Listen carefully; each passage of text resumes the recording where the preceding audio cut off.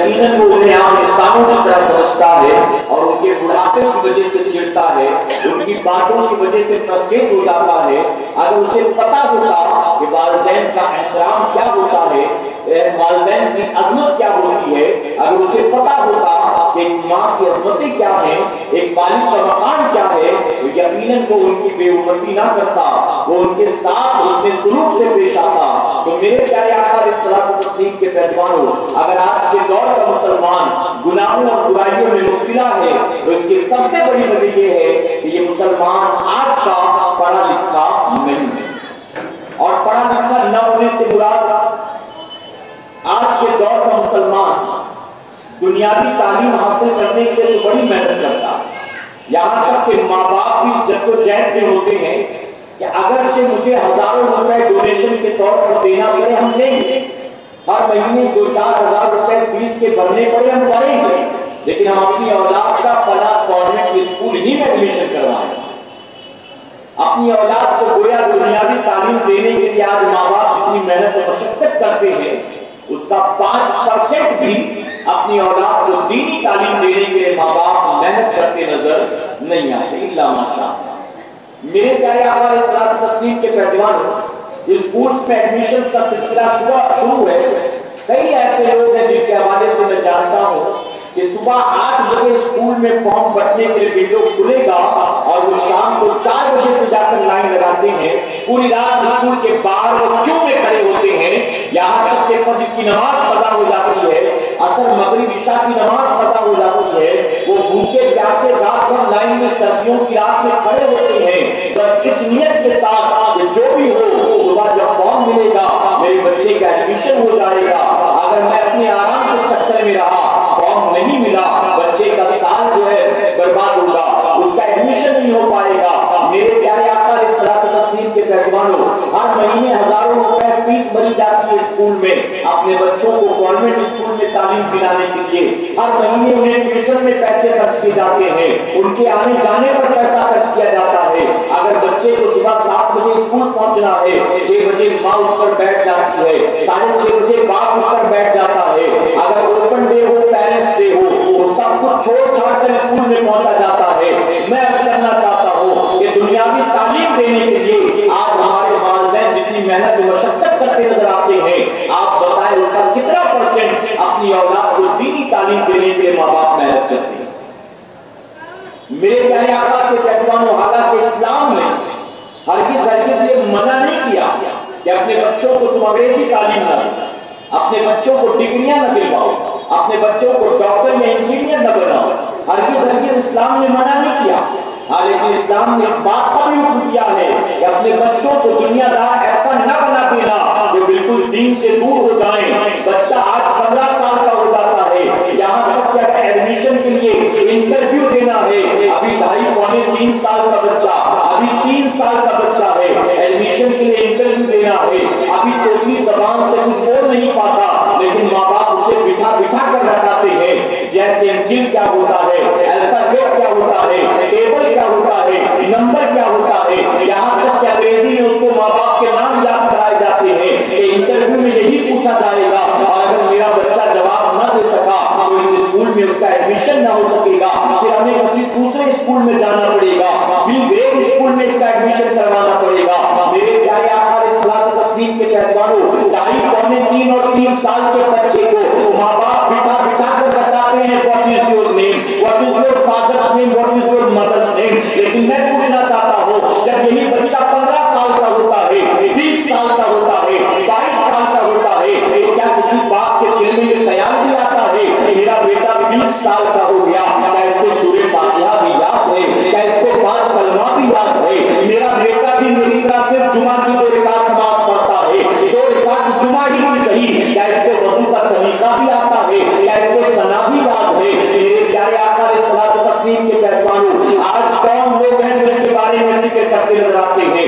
अल्लाह के महबूब जनाब मुहम्मद रसूलुल्लाह सल्लल्लाहु अलैहि वसल्लम ने इरशाद फरमाया था, कम नसीब है वो बाप जो इस हाल में मर जाए कि उसकी औलाद जाहिर रह जाए।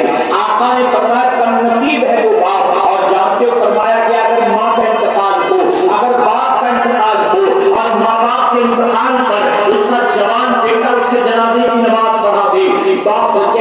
बेटा जब जनाजे की नमाज पढ़ाता है, फरमाया क्या फौरन अल्लाह तबारक व तआला उसके माँ बाप की मग़फ़िरत फरमा देता है।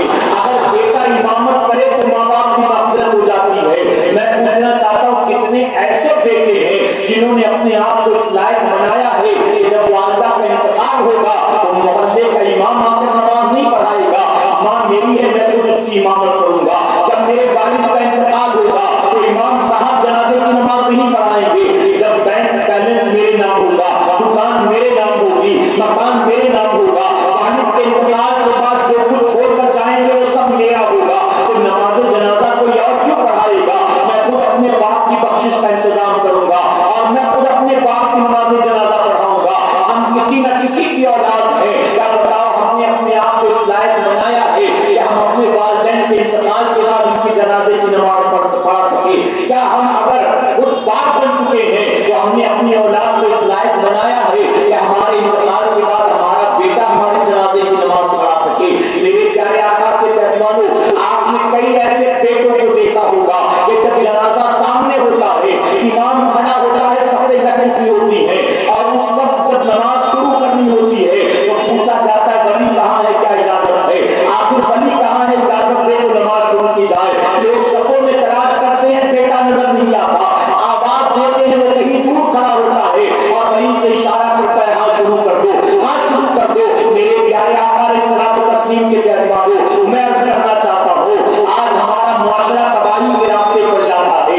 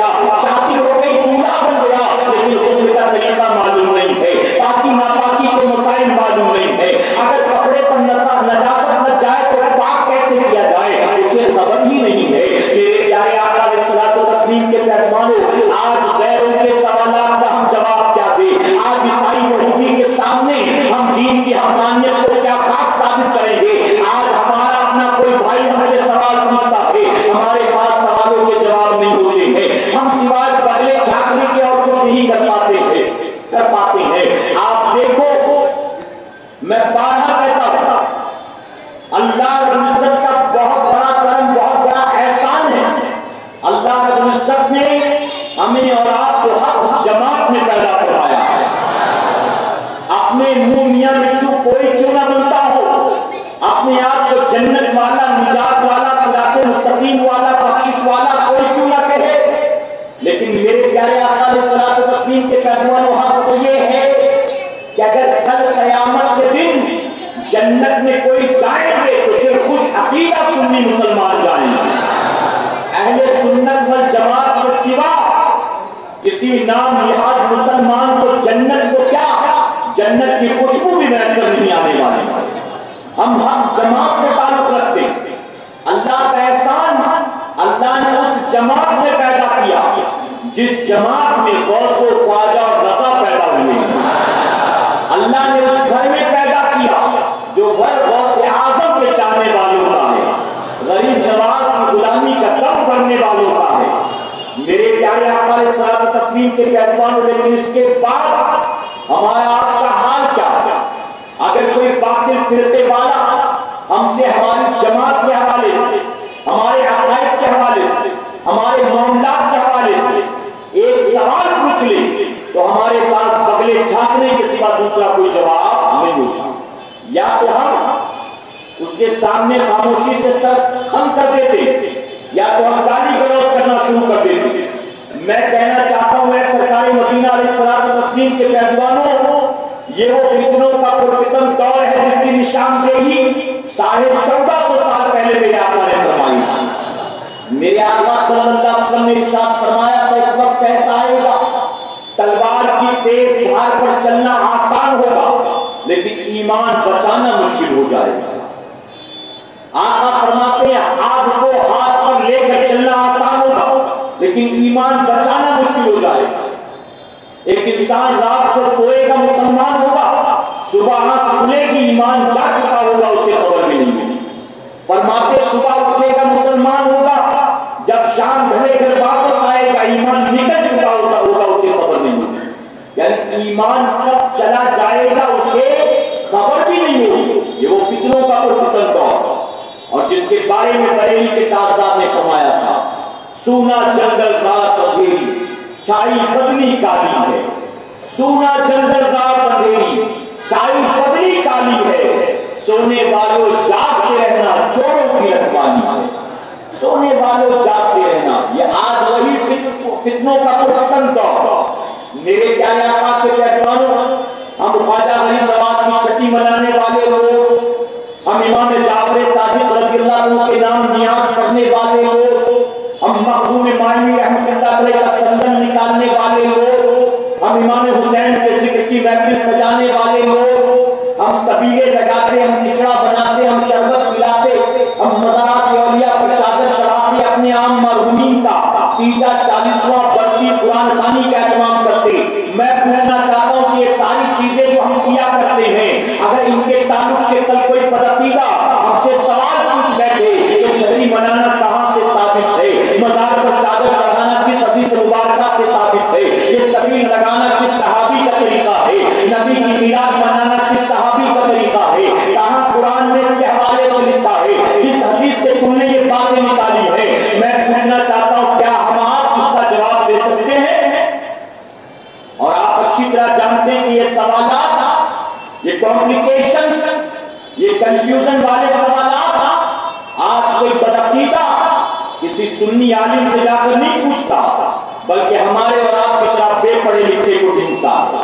کوئی رسم و رواج والا سنی مل جائے، کوئی جمعرات صرف مزار پہ جانے والا سنی مل جائے، کوئی سندن کے نام پر ڈی جے لگا کر ناچنے والا سنی مل جائے، وہ سنی مل جائے جو مزار پر جاتا ہے جانے کی تمیز بھی نہیں ہے، وہ سنی مل جائے جسے خبر ہی نہیں مزار پہ جا کے کرنا کیا چاہیے، وہ ڈھونڈتا ہے کوئی بے پڑھا لکھا سنی مل جائے اور پھر اس کو پکڑ کر اس کا برین واش کرتا ہے اور اس سے سوالات کر کے اسے لاجواب کرتا ہے اور پھر اپنی باتیں اس کے سامنے پیش کرتا ہے اور یہ ظاہر کرتا ہے کہ تم جس مذہب سے تعلق رکھتے ہو، تم جس مذہب سے تعلق رکھتے ہو وہ سراسر غلط ہے، آؤ ہمارے ساتھ آ جاؤ اور ہمارے ساتھ تم کامیاب ہو جاؤ گے، نجات پا جاؤ گے.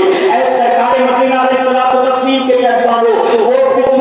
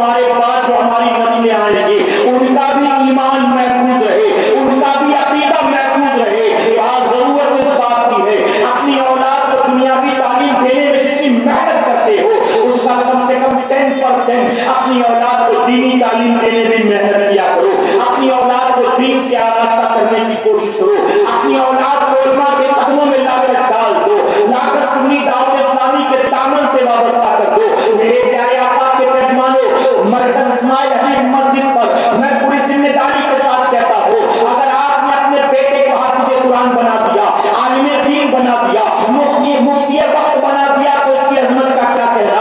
ارے اگر آپ نے موت آنے سے پہلے اپنے بیٹے کو سنی دعوت اسلامی کا مبلغ بنا دیا، آپ مطمئن ہو کر دنیا سے جا سکتے ہیں۔ آپ کے انتقال کے بعد آپ کا بیٹا کسی چوک پر کھڑے ہو کر اگر 5 لوگوں کو درود بھی پڑھائے گا اور درود کے بعد اللہ ماں باپ کے قبر میں درجات کو بلند فرمائے گا، نبی کی سنتیں لوگوں کو سکھائے گا، جب تک اس کی سکھائی سنت پر لوگ عمل کریں گے، اللہ تمہاری قبر میں انوار و تجلیات کی بارشیں نازل فرمائے گا۔ میرے پیارے آقا کے پیغاموں، غفلت کی نیند سے جاگ جاؤ، اپنے رشتے کو دین سے مضبوط کرنے کی کوشش کرو۔ چاروں طرف فتنے پھر رہی ہیں، سر اٹھا چکے ہیں فتنے ہر طرف، دنیا کی باطل قوتیں تو متحد ہو کر مسلمان کو مٹانا چاہتی تھی، اب تو گھر میں بھی بھیدی پیدا ہو گئے، اب تو گھر میں بھی اندرونی دشمن پیدا ہو گئے، عقائد کو جو برباد کرنے میں لگے ہیں، ایمان کو لوٹنے میں لگے ہیں۔ دنیا کا عیسائی یہودی جو ہے ہمیں جسمانی طور پر نقصان پہنچانا چاہتا ہے، اور ہر بدعقیدہ گمراہ فرقہ جو ہے ہمیں روحانی طور پر نقصان پہنچانا چاہتا ہے۔ میرے پیارے آقا علیہ الصلوۃ والتسلیم کے مہمانوں، سیدنا سرکار غوث اعظم رضی اللہ عنہ کی زندگی کا جائزہ لو۔ ابھی آپ نے پچھلے مہینے 11ویں شریف منایا ہے، آپ نے غوث اعظم کے نام پر اپنی حلال کمائی کے پیسے خرچ کیے ہوں گے، آپ نے ان کی محبتوں میں نعرے لگائے ہوں گے، آپ ان کے نام پر اپنے گھر سے نکلے ہوں گے، جلوس غوثیہ میں شامل ہوئے ہوں گے، اپنے طور پر آپ نے بہت کچھ کیا ہوگا غوث اعظم کے نام پر۔ ذرا غوث اعظم کی زندگی کا جائزہ لو۔ حضور غوث اعظم نے 35 سال تک علم حاصل کیا ہے، اور جانتے حاصل کرنا کب شروع کیا؟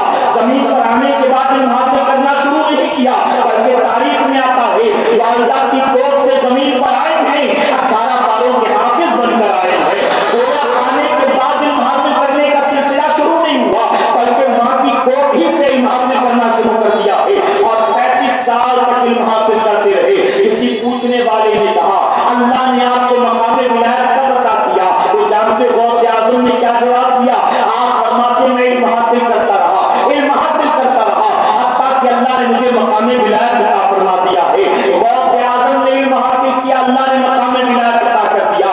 آج غوث اعظم کا نعرہ لگانے والے صحیح معنوں میں 5 کلمہ بھی انہیں یاد نہیں ہے۔ میرے پیارے آقا کے دیوانوں، جانتے ہو خواجہ بختیار کاکی رحمۃ اللہ تعالی، جب آپ کے بسم اللہ خوانی کی باری آئی، غریب نواز کی بارگاہ میں لایا گیا، عمر تقریباً 4 سال 4 مہینے 4 دن کی، کہا جب بسم اللہ خوانی کی کر کے قرآن شریف شروع کرائے۔ غریب نواز بسم اللہ خوانی کرانا چاہتے تھے، غیب سے آواز آئی معین الدین ٹھہر جا، اس کی بسم اللہ خوانی کوئی اور نہیں میرا محبوب بندہ صوفی حمید الدین کرائے گا۔ صوفی حمید الدین ناگوری رحمۃ اللہ علیہ ناگور میں تھے، وہاں غیب سے آواز ہے تو یہاں ہے، فوراً جا اجمیر، تجھے بختیار کاکی کی بسم اللہ خوانی کرانا ہے۔ آپ آئے، لوگ منتظر تھے، جب آپ آئے آپ نے آنے کے بعد پڑھایا، پڑھو بیٹا بسم اللہ الرحمن الرحیم، تاریخ شاہد ہے۔ صوفی حمید الدین ناگوری رحمۃ اللہ تعالیٰ نے حضور بختیار کاکی سے کہا بیٹا پڑھو بسم اللہ الرحمن الرحیم۔ آپ بسم اللہ الرحمن الرحیم پڑھ کر خاموش نہیں ہوئے، بلکہ بسم اللہ الرحمن الرحیم شروع کیا تو وہاں سے 15 پارے پڑھ کر سنا دیے۔ 15 پارے، اللہ اکبر۔ غریب نواز بھی حیران، صوفی حمید الدین ناگوری بھی حیران، وہاں موجود تمام لوگ پریشان۔ آج تو بسم اللہ خوانی کے لیے لایا گیا، 15 پارے کہاں سے یاد کر دیے؟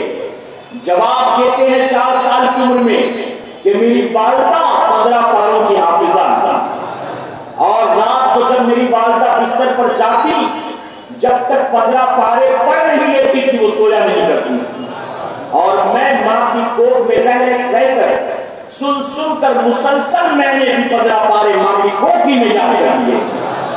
میرے پیارے آقا علیہ الصلوۃ والتسلیم کے دیوانوں، ماں کی کوکھ میں 15 پارے یاد کر کے کوئی آ رہا ہے، کوئی 18 پارے یاد کر کے آ رہا ہے۔ آج ہماری ماؤں کا حال یہ ہے کہ جب وہ حالت حمل میں ہوتی ہیں کہ جب حاملہ ہو تو قرآن شریف پڑھنا درکنار، وہ دن رات ٹیلی ویژن دیکھتی رہتی ہے، ٹیلی ویژن ٹی وی چل رہا ہے اسی کو دیکھ رہی ہے۔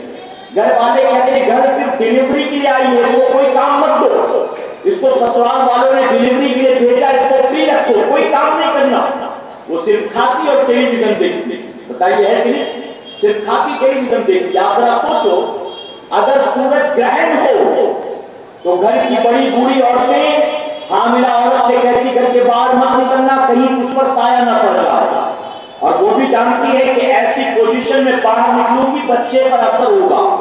میں کہنا چاہتا ہوں سورج جو ہزاروں میل کی اونچائی پر آج نہ نکلا، چھپ گیا، تو تم ڈرتی ہو کہ اس کے سورج گرہن کا اثر میرے ہونے والے بچے پر ہوگا، اس ڈر سے گھر کے اندر بند بیٹھی کمرے میں رہتی باہر نہیں نکلتی ہو۔ جب تمہیں ڈر ہے کہ ہزاروں میل کی اونچائی پر موجود سورج کا اثر میرے ہونے والے بچے پر ہوگا، 4 فٹ 5 فٹ کی دوری پر ٹیلی ویژن رکھ کر دن رات اسے دیکھتی ہو، کیا ہونے والے بچے پر ٹیلی ویژن کا اثر نہیں ہوگا؟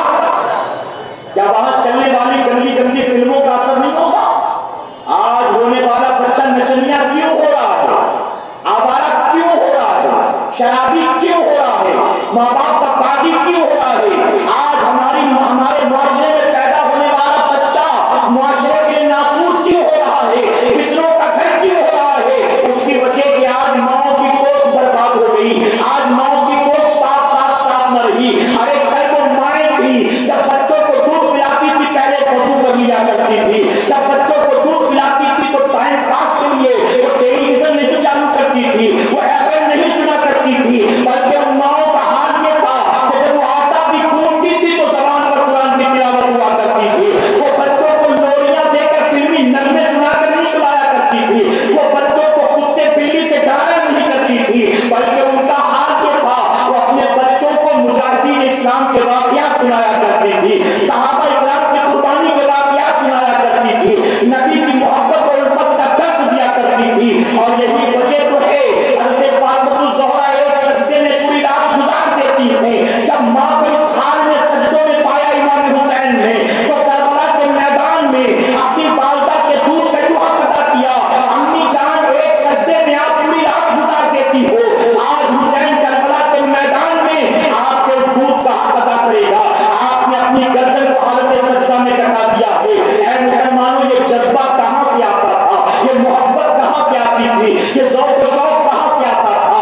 اگر یہ چیزیں کل کے لوگوں میں پائی جاتی تھی تو یقیناً ماں کی گود سے یہ چیزیں انہیں ملا کرتی تھی، باپ کی تعلیمات کے ذریعے یہ چیزیں انہیں ملا کرتی تھی۔ میں بارہا کہتا ہوں غوث اعظم کو دیکھتے ہو تو ان کے ماں باپ کو بھی دیکھ لیا کرو، غریب نواز کو دیکھتے ہو ان کے ماں باپ کو دیکھ لیا کرو، اعلیٰ عظیم البرکت کو دیکھتے ہو ان کے ماں باپ کو دیکھ لیا کرو، محبوب الہی خواجہ نظام الدین اولیاء کو دیکھتے ہو ان کے ماں باپ کو دیکھ لیا کرو۔ اے سرکار مدینہ علیہ الصلوۃ والتسلیم کے پیروانوں، یقیناً عبد القادر جیلانی بغداد کے بہت بڑے تاجر ہوتے، غوث اعظم نہ بنتے اگر اللہ نے ان کے ماں باپ کو متقی اور پرہیزگار نہ بنایا ہوتا، غریب نواز نہ بنتے اگر ان کے والدین اللہ کے برگزیدہ بندے نہ ہوتے۔ میرے پیارے آقا کے پیروانوں، آج ہر ماں کی ذمہ داری ہے اپنے آپ کو سدھارنے کی کوشش کرے، آج ہر باپ کی ذمہ داری ہے اپنے آپ کو شریعت و سنت کے سانچے میں ڈھالنے کی کوشش کرے، اپنے آپ کو نیک بنا دو، فکر کرنے کی ضرورت نہیں ہے، ہم نیک بن جائیں گے، اللہ آنے والی نسلوں کو بھی نیک بننے کی توفیق عطا فرمائے گا۔ اس وقت مائیں مارتی نہیں تھی داڑھی رکھنے کے لیے، اس وقت باپ جھڑکتا نہیں تھا نمازی بنانے کے لیے۔ آخری بات کر کر کے اپنی گفتگو کو ختم کروں گا، اس وقت تربیت کیسے کی جاتی تھی ذرا دیکھو۔ حضور غوث اعظم رضی اللہ عنہ آپ کی زندگی کا بڑا مشہور واقعہ ہے، آپ جب علم کی طلب میں اپنے گھر سے نکلے تھے، آپ کی والدہ نے کوئی اور وصیت نہیں کی تھی، بیٹا کھانے پینے کا خیال رکھنا، اپنی صحت کا خیال رکھنا، ٹائم ٹو ٹائم مجھے انفارم کرتے رہنا، نہیں بلکہ ماں نے ایک ہی نصیحت کی تھی، بیٹا جا رہے ہو کچھ بھی ہو جائے کبھی جھوٹ مت بولنا، اے عبد القادر وقت چاہے جیسا ہو لیکن کبھی جھوٹ مت بولنا۔ ماں نے نصیحت کر دی، بیٹے نے کاٹ باندھ لیا، نکل پڑا، نتیجہ ہماری آنکھوں کے سامنے ہے۔ غوث اعظم کے قافلے کو جب ڈاکوؤں نے گھیرا ہے، غوث اعظم ماں کے فرمان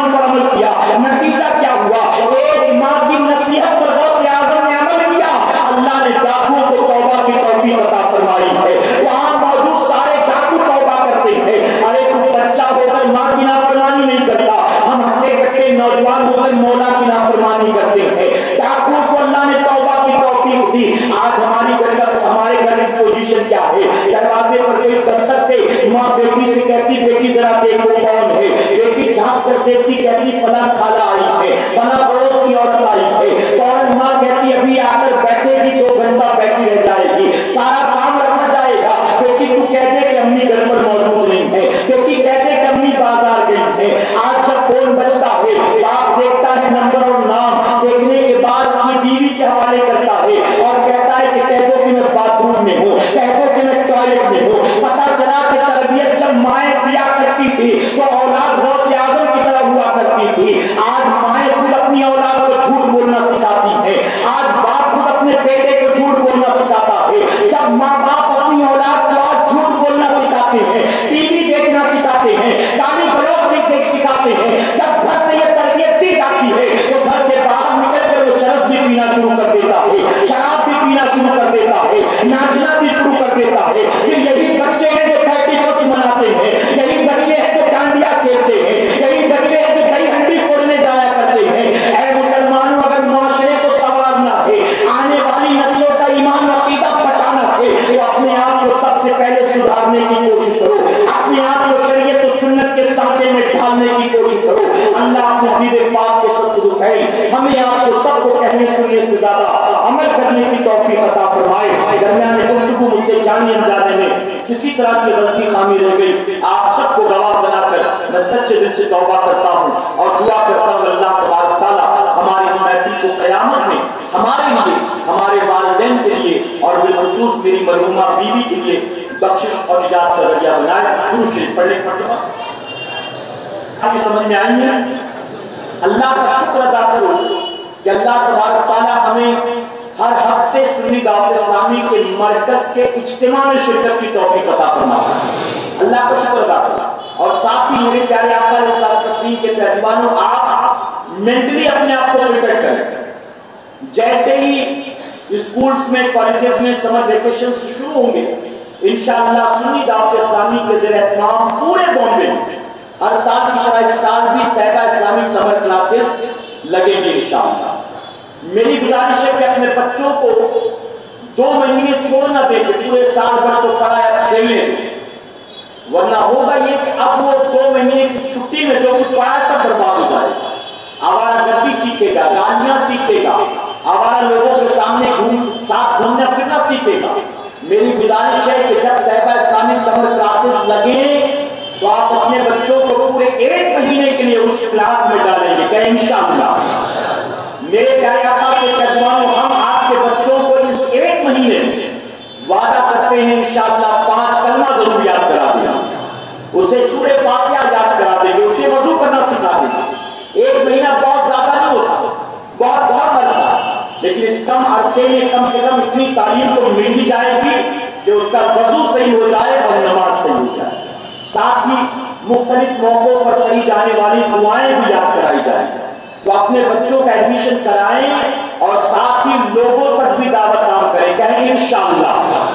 میرے پیارے آقا علیہ الصلوۃ والتسلیم کے پیروان، شاید آپ کو پتا ہو نہیں پتا تو میں بتاؤں، اس وقت بدعقیداؤں نے پورے مہاراشٹر کے مختلف شہروں کو ٹارگیٹ کیا اور جگہ جگہ پر کہیں 1 روزہ کہیں 2 روزہ تیزی کے ساتھ وہ اجتماع کریں، پوری طاقت لگایا انہوں نے، ٹارگیٹ کیا گویا مہاراشٹر کو۔ ایسے میں کیا ہماری ذمہ داری نہیں بڑھ جاتی ہے؟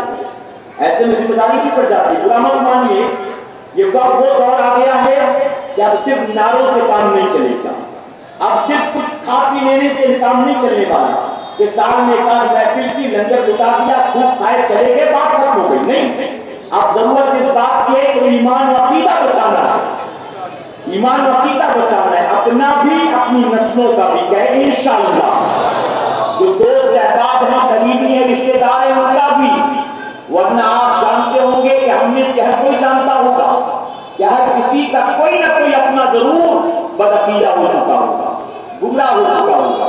میرے پیارے آقا کے پیروانوں، اگر اسے واپس نہیں لا سکتے کوئی بات نہیں، کم سے کم کسی ایک نئے آدمی کو تو بدعقیدہ نہیں ہونے دیں گے نا، کسی ایک نئے آدمی کو تو اس کی خاطر محنت کرنا ہوگا، جدوجہد کرنا ہوگا، کوشش کرنی ہوگی۔ ہم اپنے طور پر محنت تو کر رہے ہیں، لیکن جب تک آپ کا ساتھ نہ ہو ہم بھی کامیاب نہیں ہو سکتے۔ اور الحمدللہ میں آپ کا شکریہ ادا کروں گا اور کہوں گا کہ جب بھی ہم نے آواز دی ہے، یقیناً آپ نے ہمارا تعاون کیا، آپ نے مدد کی، तैयबा इस्लामिक समर क्लासेस आप तय कर लें अभी से कि खुद अगर स्टूडेंट हैं तो दाखिला लेंगे और अगर बच्चा पढ़ता है तो इसका दाखिला करवाएंगे क्या इंशाअल्लाह। आपके इलाकों में जहां कहीं सुन्नी दावत इस्लामी के इज्तिमा को दर्स काफिले निकले उसमें भी आप शिरकत की कोशिश करें क्या इंशाअल्लाह। मेरे प्यारे आका के पैगंबर इसी तरह इंशाअल्लाह पूना की सरजमीन पर भी सुन्नी दावत इस्लामी का एक रोजा इज्तिमा होने जा रहा है।